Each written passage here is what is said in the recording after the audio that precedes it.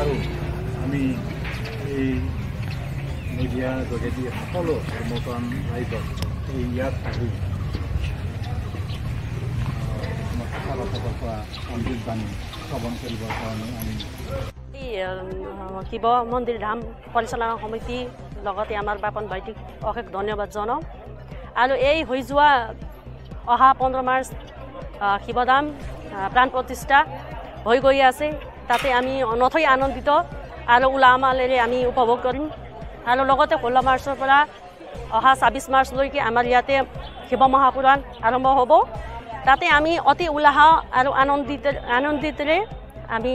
উদযাপন কৰিম আৰু বহুত দূৰ দূৰণিৰ পৰা ভক্তপ্ৰাণ ৰাইজ আহিব আৰু লগতে আমিও তাতে সন্মিলন হৈ অতি আনন্দ আৰু উলাহ মালেৰে আমি উপভোগ কৰিম বুলি মই এইখিনি কথা কৈছোঁ।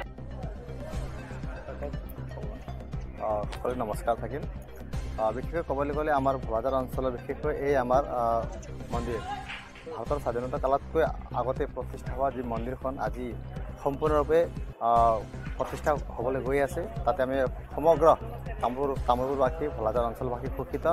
ইয়াতকৈ আৰু সুখিত যে আমি এই অঞ্চলৰ এজন যুৱ নেতা বাপন দাক আমি লগ পালোঁ তেখেতৰ অৰহ প্ৰচেষ্টাত আমি এই মন্দিৰখন স্থাপনৰ কাৰণে আমি সুযোগ পাইছোঁ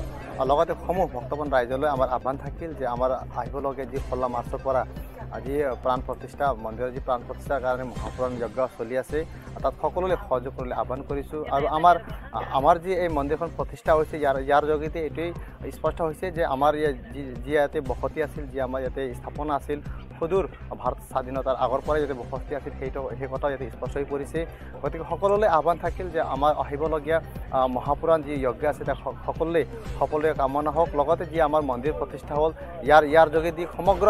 আমাৰ হিন্দু সনাতন